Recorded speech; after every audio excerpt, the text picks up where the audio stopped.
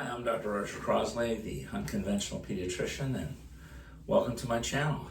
So today I wanted to talk to you about something you've seen after the name of a doctor, maybe your doctor. He might tell you or she might tell you that he's board certified. And you probably are wondering, well, does that really make a difference? Because there are some physicians who are board certified and there are others who are not. Now, in my opinion, it doesn't make a difference at all. I would not look at that at all. I don't think it makes a dime's worth of difference. The board certification, all that means is that the doctor has taken some type of standardized test. And then this American, say in my case, in my particular area, pediatrics, the American Board of Pediatrics has said, well, this is a board certified pediatrician.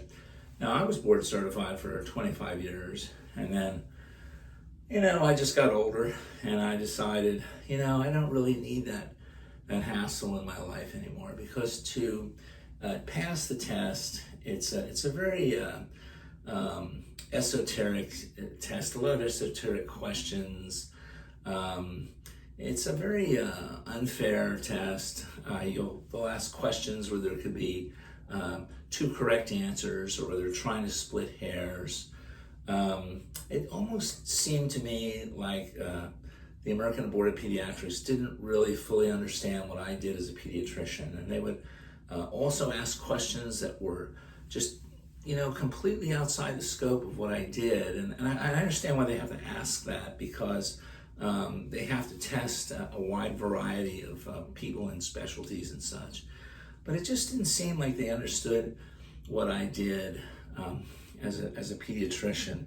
And so I decided, I really don't want that hassle in my life, and I like my job, and I want to continue to do my job, and I don't want to waste 2 hours a day learning the answers to obscure questions. A lot of these are just academic questions. One particular example, like they might ask a pediatrician, they'll say, well, they'll give you a little scenario. They'll say, well, a patient comes into the emergency room and they're cyanotic, which means blue.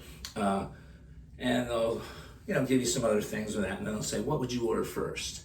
And then they'll give you choices like a blood gas, a chest x-ray, an EKG, a CBC, right? So, if I were there, I'd just order them all at once.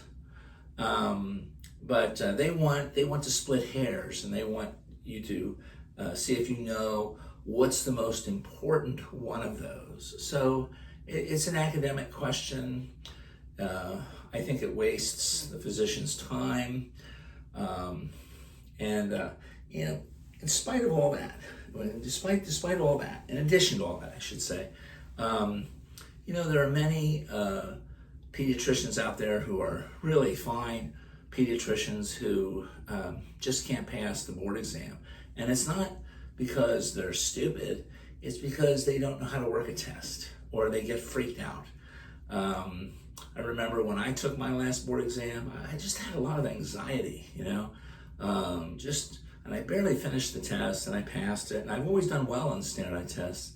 But after I, did it the last time, I said, you know what? I really don't want to go down this road anymore.